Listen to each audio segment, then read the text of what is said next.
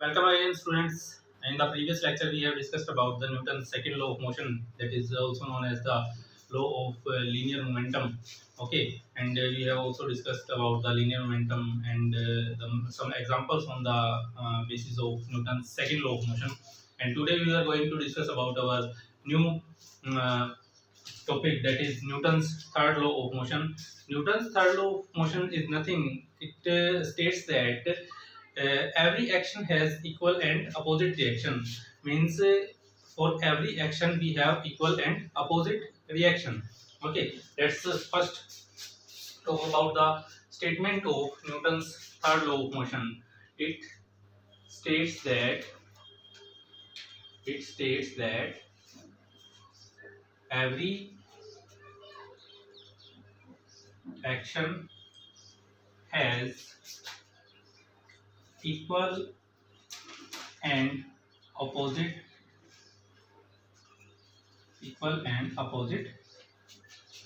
reaction. Okay, this is our Newton's third law of motion. For but better understanding, let us discuss about some examples on the basis of Newton's third law of motion. Suppose we have a football lying on the ground. We have a football lying on the ground, and if we kick this football, then a force is applied on the football, that is in this direction. Okay, then football also applies a force in the backward direction, due to which it hurts our leg. Okay, that is the when we hit the football, that is the action force, and the backward force applied by the football on our feet is the reaction force. Okay, next one is, suppose we are taking the some uh, basic example. Suppose we are walking on the ground. We are walking on the ground. Let's suppose that this is our feet. Okay, this is our feet, and when we walk on the ground,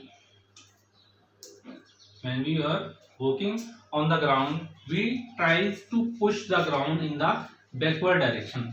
Okay, we tries to push the ground in the backward direction, but the earth has an infinite mass, due to which our push is not sufficient to apply the force on the earth, but it creates an opposite amount of reaction in the opposite direction.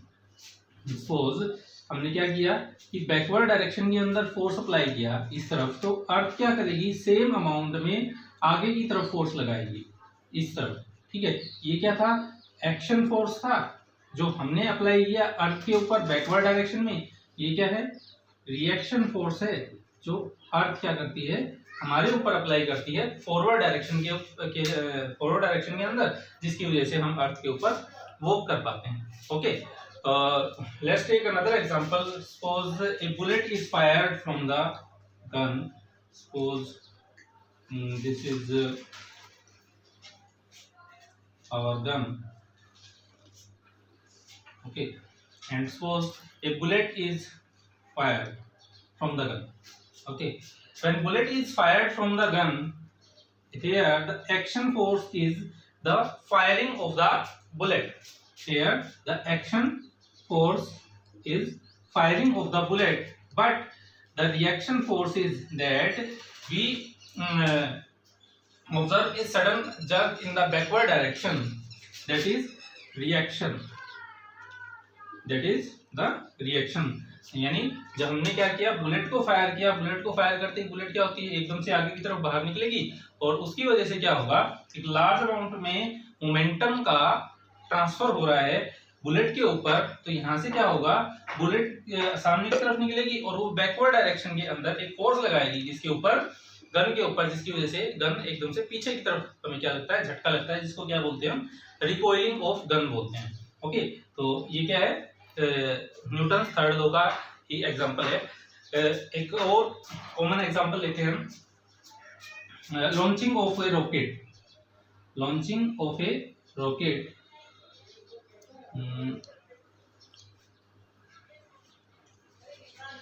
let's discuss about the common rocket that you use in the Diwali festival. Okay, Diwali festival के ऊपर जो हम rocket इस्तेमाल करते हैं उसके बारे में बात कर रहे हैं हम, छोटे लेवल के ऊपर बात करते हैं। अब यहाँ पर होता है क्या है, जैसे ही हम यहाँ से इसको क्या करते हैं, इग्नाइट करवाते हैं। हम यहाँ से क्या करेंगे, इसको इग्नाइट करवाएंगे, मतलब जला दिया हमने इसको, तो ये जलेगा। तो जलते ही क्या होता है, लार्ज अमाउंट में यहाँ से गैसेस एग्जॉस्ट होती हैं। मीन्स यहाँ पर जो बारूद भरा हुआ होता है वो आग पकड़ता है, और आग पकड़ने की वजह से ये क्या करता है, नीचे की तरफ बहुत ज़्यादा अमाउंट में गैसेस को रिलीज करता है। और ये गैसेस क्या होती हैं, नीचे की तरफ तेजी से निकलती हैं, और ये नीचे की तरफ जो अर्थ प्रेजेंट है उसको नीचे की तरफ धकेलने की कोशिश करती हैं। लेकिन अर्थ का मास क्या है, इनफाइनाइट है, उसे तो नीचे की तरफ धकेला नहीं जा सकता। और इस रॉकेट का मास जो होता है अर्थ के कंपैरेटिवली बहुत ही कम होता है, जिसकी वजह से ये अर्थ को धकेल नहीं पाता, बल्कि इसके ऊपर जो अपोजिट फोर्स लगता है उसकी वजह से यही आसमान के अंदर फ्लाई कर जाता है। इसी के बेसिस के ऊपर हमारा रॉकेट लॉन्चिंग भी बेस्ड है। अब यहाँ पर अगर हम बात करें तो एक्शन फोर्स क्या है, जो गैसेस फोर्स लगा रही है नीचे की तरफ, वो क्या है, एक्शन फोर्स। और अर्थ ने जो फोर्स लगाया है इसके ऊपर, जिसकी वजह से ये क्या हो जाता है, लॉन्च हो जाता है, वो क्या रहता है, रिएक्शन फोर्स। वो क्या फोर्स रहेगा, reaction force. So guys, this is all about the Newton's third law of motion. Now we will discuss about a more important topic which is known as the conservation of linear momentum. Conservation of linear momentum. Conservation of linear momentum can be defined in two ways. Let's discuss one by one.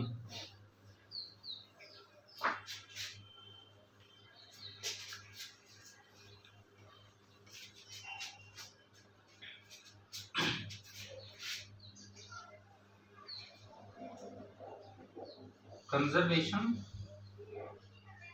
of linear momentum.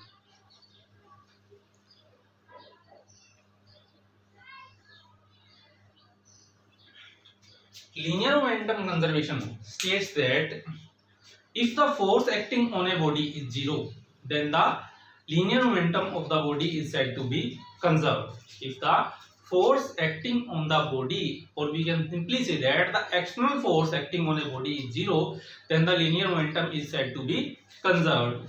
Okay, let's first write the statement of the conservation of linear momentum. It states that if the external force acting on a body is zero, then the linear momentum is said to be conserved. Linear momentum is said to be conserved. Let's prove this. According to Newton's second law of motion, क्या था हमारे पास, Newton second law of motion, rate of change of linear momentum is directly proportional to the force applied. So we can write F is equals to P2 minus P1 by T. Okay, here P1 represents the initial momentum and P2 represents the final momentum, or P2 minus P1 represents the change in momentum with respect to time is proportional to force. Okay, from the statement it is given that if the external force acting on the body is zero, so here F is equals to 0. Let's put this value in the above equation. We have P2 minus P1 by T is equals to 0, which implies that P2 minus P1 is equals to 0, or we can say P2 is equals to P1, it means momentum is constant. Momentum is constant. How momentum is constant? Because initial momentum is equals to final momentum, means कि यहाँ पर momentum change ही नहीं हुआ, तो momentum हमारा क्या है? कांस्टेंट है. ये हमारा कंजर्वेशन ऑफ लीनियर मोमेंटम है according to Newton's second law of motion. अगर हम इसी को प्रूव करना चाहें Newton's third law of motion की हेल्प से, तो वो कैसे करेंगे? आइए देखते हैं. उसके अंदर ये सेकंड लॉ की हेल्प से था, अब थर्ड लॉ की हेल्प से करेंगे.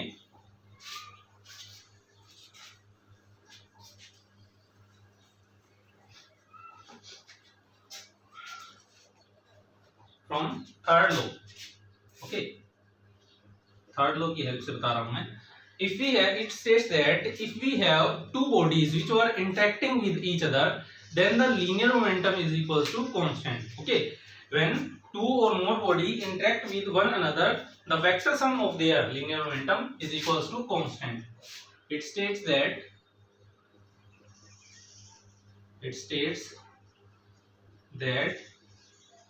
when two or more bodies interact with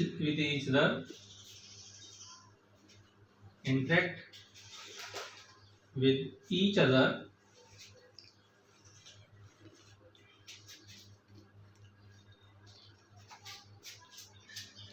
then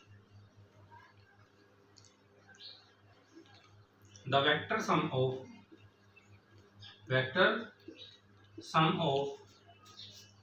their linear momentum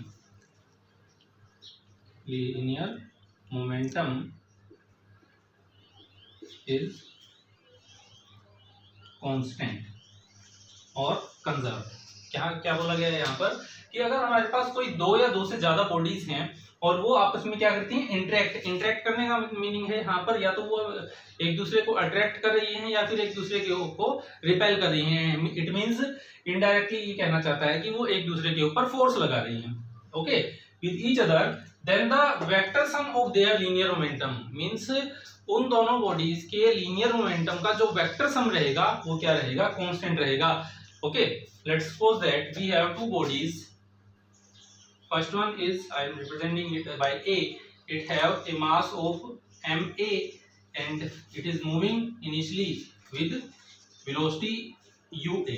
Okay, and let us suppose we have another body B which have a mass of mb and it is moving with a velocity of ub. They are both moving in the same direction, but here the velocity ua is greater than ub, means the velocity of a is greater than the velocity of b. Okay, after some time they collide with each other. Means एक दूसरे की इनकी क्या हो जाती है? टक्कर हो जाती है किसी टाइम t के ऊपर. ठीक है, ये हमारी a बॉडी है और ये b बॉडी है. तो यहाँ पर क्या होगा? जब इनकी टक्कर होगी तो A क्या करेगा? B के ऊपर फोर्स लगाएगा और B क्या करेगा? A के ऊपर फोर्स लगाएगा. मैं यहाँ पर लिख रहा हूं इस डायरेक्शन में जो फोर्स रहेगा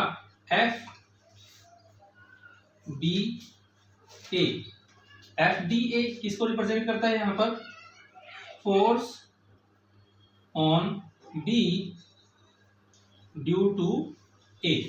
सिमिलरली B क्या करेगी? A के ऊपर फोर्स लगाएगी. ये क्या करेगी? इसके अपोजिट डायरेक्शन में.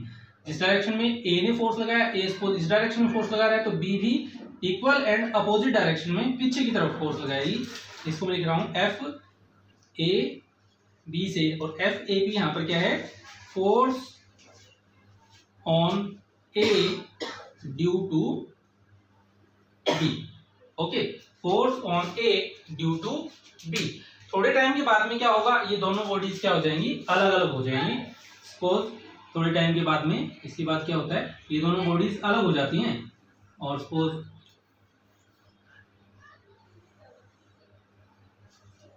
ये हमारी ए बॉडी है जो किसी फाइनल वेलोसिटी वी ए के साथ मूव कर रही है. ये हमारी बी बॉडी है जो किसी फाइनल वेलोसिटी वी बी के साथ में मूव कर रही है। ओके, क्या किया हमने, दो बॉडीज ली ए और बी, जो इनिशियल वेलोसिटी यू ए और यू बी के साथ मूव कर रही थी, और यहाँ पर ए की जो वेलोसिटी है वो बी से क्या है, ज्यादा है। थोड़े टाइम टी के बाद में इन दोनों की क्या हो जाती है, टक्कर हो जाती है, और ए क्या करता है, बी के ऊपर फोर्स लगाता है, जिसको हमने क्या लिखा, एफ बी ए, और बी क्या करता है, ए के ऊपर फोर्स लगाता है, जिसको हमने क्या लिखा, एफ ए बी। ओके, और कुछ टाइम के बाद में ये दोनों क्या हो जाती हैं, अलग अलग हो जाती हैं, और फाइनल वेलोसिटी वी ए और वी बी के साथ मूव करने लगती हैं। तो यहाँ पर अगर हमें चेंज इन मोमेंटम लिखना हो, या फिर हम बोले कि हम न्यूटन सेकंड लॉ को सीधा सीधा यहाँ पर अगर हम अप्लाई करें तो क्या रहेगा, एफ बी ए लिखता हूं मैं सबसे पहले, F B A according to Newton's second law of motion. Newton second law of motion क्या था हमारे पास, कि rate of change of linear momentum directly proportional रहता है किसके, फोर्स अप्लाइड से, फोर्स अप्लाइड के। यहाँ पर जो हमारे पास किसके ऊपर फोर्स लग रहा है, हमने क्या लिखा है, एफ बी ए, और एफ बी ए क्या है, force on A B due to A. तो मींस लीनियर मोमेंटम किसका चेंज होगा, बी का चेंज होगा। और चेंज इन लीनियर मोमेंटम अगर हमें देखना है विद रिस्पेक्ट टू टाइम, यहाँ पर टाइम कितना है, टी टाइम के अंदर कितना लीनियर मोमेंटम चेंज हुआ है, अगर ये हमें देखना है तो हमें क्या देखना होगा, हमें पता होना चाहिए बॉडी बी का इनिशियल लीनियर मोमेंटम और बॉडी बी का फाइनल लीनियर मोमेंटम। अगर हम यहां से देखें तो इनिशियल लीनियर मोमेंटम, जो बॉडी बी है इसका initial linear momentum P B वो किसके इक्वल है, एम बी और U B, initial linear momentum. और ये कोलिजन के बाद का है, यहां से हम क्या लिख सकते हैं, फाइनल लीनियर मोमेंटम पी, इसको मैं लिख देता हूं पी बी प्राइम से, पी बी प्राइम ये किसके इक्वल रहेगा, एम बी वी बी के। ओके, तो यहां से चेंज इन लीनियर मोमेंटम किसके इक्वल होगा, final linear momentum minus initial linear momentum. Okay, तो इस यहां से हम क्या लिख सकते हैं, वी बी सॉरी एम, इसको लिख लेंगे हम P B prime minus P B upon time कितना लिया था, टी टाइम लिया है, तो ये किसके इक्वल रहेगा, P B prime minus P B is equals to, और ये सारी की सारी क्वांटिटीज कैसी हैं, वेक्टर क्वांटिटीज हैं, टाइम वेक्टर नहीं है यहाँ पर। पी किसके इक्वल होगा, M B V B minus M B U B upon T, इसको मैं मान लेता हूं equation number 1।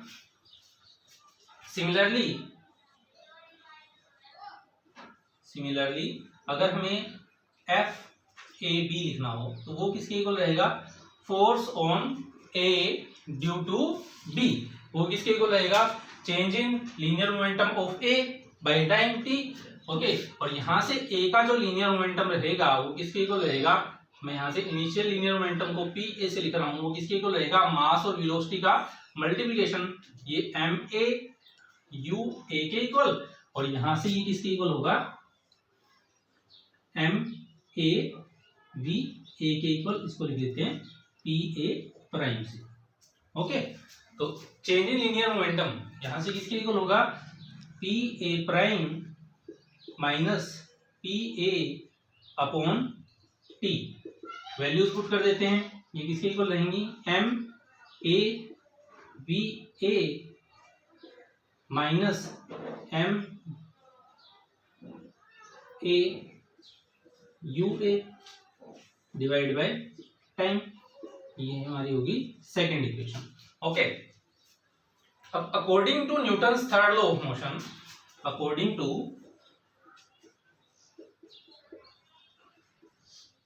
Newton's third law of motion, third law of motion क्या बताता है हमें, कि एक्शन एंड रिएक्शन फोर्सेस क्या रहते हैं, इक्वल एंड अपोजिट रहते हैं। Every action has an equal and opposite reaction. Suppose this is our action force, action force क्या था, force on B due to A, तो अपोजिट डायरेक्शन में जो फोर्स लगेगा वो कैसा फोर्स रहेगा, रिएक्शन फोर्स। ओके, ये हमारा इस डायरेक्शन में जो फोर्स लग रहा है एफ बी ए वो एक्शन फोर्स, और इसके अपोजिट डायरेक्शन में जो फोर्स लग रहा है वो क्या है, कौन सा फोर्स है, रिएक्शन फोर्स है। तो मैं क्या लिख सकता हूं यहां से F B A is equals to F A B, लेकिन हम यहाँ पर क्या लिख रहे हैं, वेक्टर फॉर्म के अंदर लिख रहे हैं, तो हमें डायरेक्शन भी रिप्रेजेंट करनी पड़ेगी। एक्शन फोर्स की डायरेक्शन ये है और रिएक्शन फोर्स की डायरेक्शन इसके कंप्लीटली अपोजिट है, तो हम इसको क्या लिखेंगे, विद नेगेटिव साइन लिखेंगे। F A B is equals to minus of F B A is equals to minus of F A B. अब यहां से हमें वैल्यूज पुट करनी है।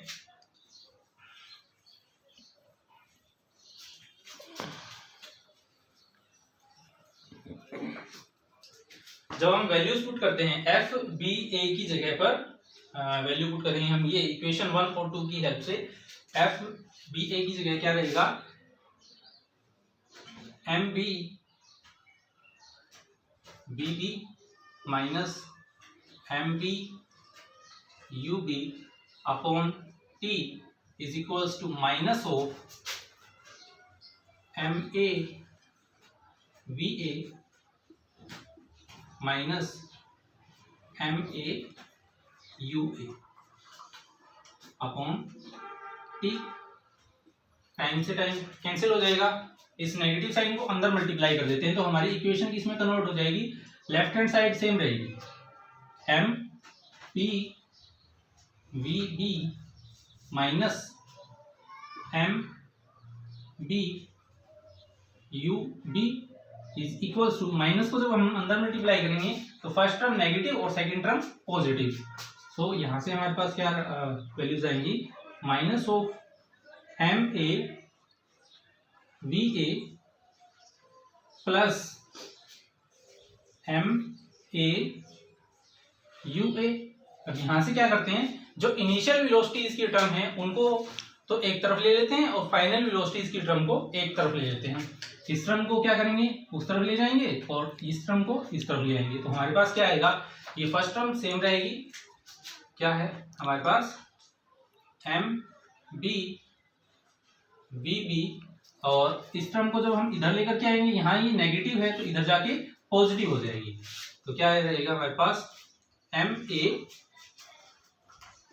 वी ए इक्वल टू, इस टर्म को क्या करना है, हमें दूसरी तरफ लेकर के जाना है, तो यहाँ नेगेटिव है तो राइट हैंड साइड में जाएगी तो पॉजिटिव, ओके। तो ये होगा हमारे पास M B U B plus M A U A, okay. अगर यहां से हम बात करें तो ये क्या है, final linear momentum of body B, और ये क्या है, final linear momentum of body A, और सिमिलरली ये क्या है, initial linear momentum of body B, और ये है initial linear momentum of body B.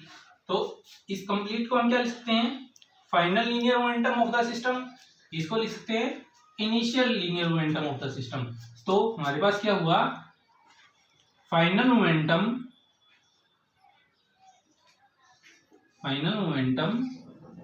Is equals to initial momentum, final momentum is equals to initial momentum, means momentum change ही नहीं हुआ, इट मींस हमारा मोमेंटम क्या है, कंजर्व्ड है या फिर कांस्टेंट है। तो सो गाइस ये था हमारे पास कंजर्वेशन ऑफ लीनियर मोमेंटम, हमने दोनों ही लॉज की हेल्प से इसको ड्राइव किया, न्यूटन सेकंड लॉ की हेल्प से भी और न्यूटन थर्ड लॉ की हेल्प से भी। Hope you guys enjoy the video, thank you, have a nice day.